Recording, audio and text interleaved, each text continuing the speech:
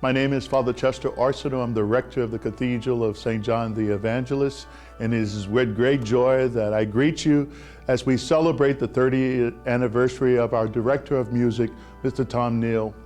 Tom has blessed Cathedral Parish as well as our diocese in many ways. He has celebrated with us his gift of music by leading us in joyful celebrations with ordinations and consecrations, many weddings he has celebrated here at Cathedral.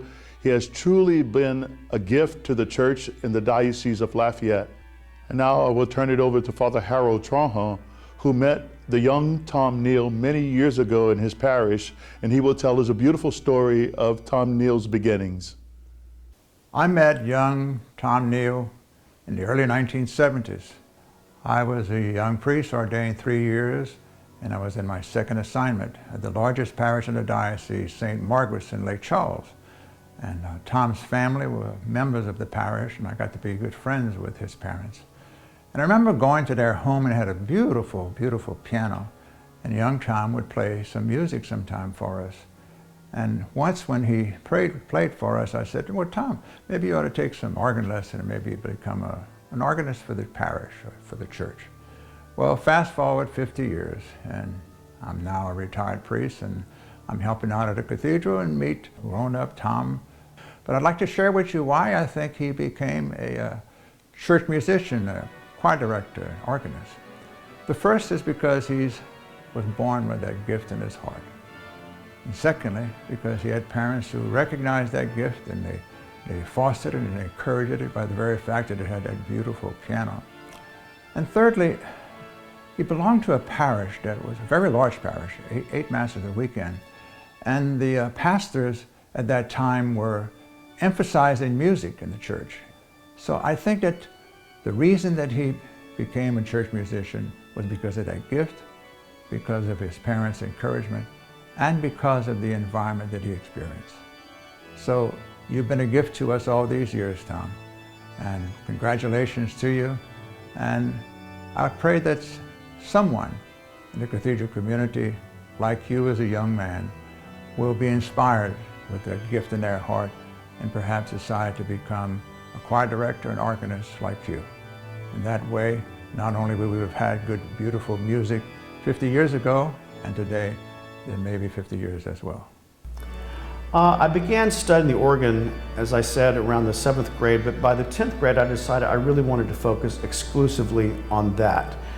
A great mentor of mine was, at the time, the organist at what is now the Cathedral in Lake Charles. His name was Ross Wood, and he was a very early mentor of mine, and he attended Southern Methodist University in Dallas.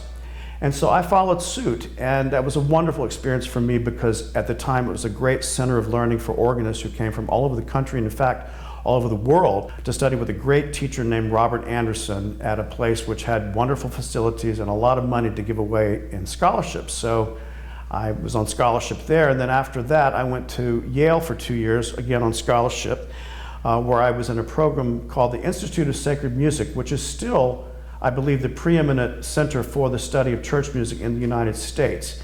And it was an interdisciplinary program between the School of Music and the Divinity School, and that was very special because I got to live among Divinity School students.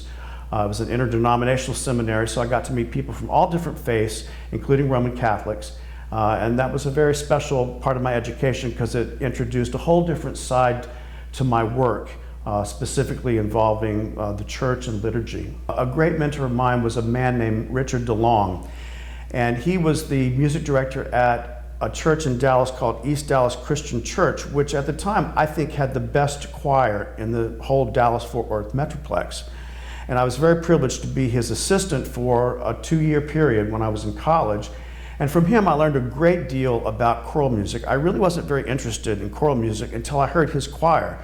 Because it was so fine, I realized what a really well-trained, well-rehearsed choir can sound like, and it really got me interested. Another person who really influenced me a lot was my organ teacher in college, Robert Anderson. He was a genius, and he had an encyclopedic memory, and he was very enthusiastic about the organ, and his enthusiasm really spread to all of his students. There have been many more people who have influenced me and who I've looked to for inspiration, but those are the principal ones who have been my source of inspiration. as I've worked in church music. St. John Cathedral has always been a special experience for me. When I left graduate school, I had to take the first job I could because I had a mountain of student loan debt, and so I took a job at an Episcopal church in Providence, Rhode Island, which was a beautiful church in a beautiful city. But the spiritual experience was less than could be desired. And I worked there for 8 years, and by the time I finished, I was really experiencing burnout. And so I had a little period after that where I worked briefly in real estate in New Orleans at Ladder and Bloom and had a job at First Presbyterian Church there in New Orleans. And I remember attending a Lessons in Carol service that December, which would have been the December of 1990. And I thought to myself, you know, I really miss this work. And about that time, I heard about the tragic death of my predecessor on the organ, Gary Savoie, in the fall of 1991. And I didn't think about applying for the job here until, I guess, the turn of the year, so 1992. And I came here and auditioned for now Bishop Provost, and it was around Lent. And I remember being so impressed that the church was full of people for a noon mass on an ordinary weekday. And I remember telling Bishop Provost, I said, you know, the church in Rhode Island, if we can get this many people on Easter Sunday at the High Mass, that would have been phenomenal. So I knew right away that this place was really a spiritual powerhouse and a very healthy place, unlike the place where I'd worked in Rhode Island. And it's been that way ever since.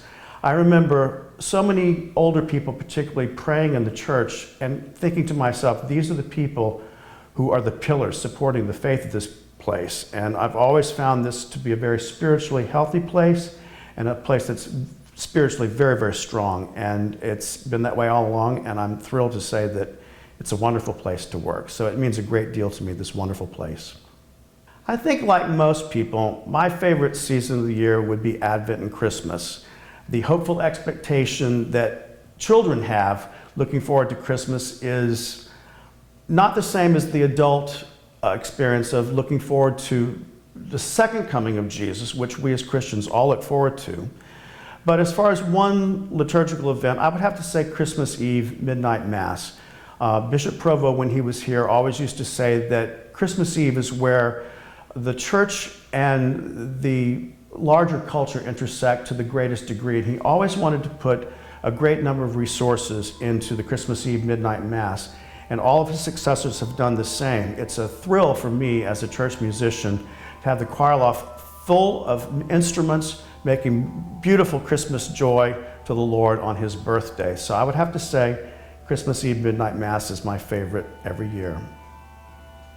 For aspiring church musicians, I guess my advice to them would be the same as there's a little joke that says, how do you get to Carnegie Hall? And the answer is practice. And that's what all musicians have to do, is to practice. But I would say beyond that, you have to listen to the still small voice within your heart, which is the voice of God telling you what to do.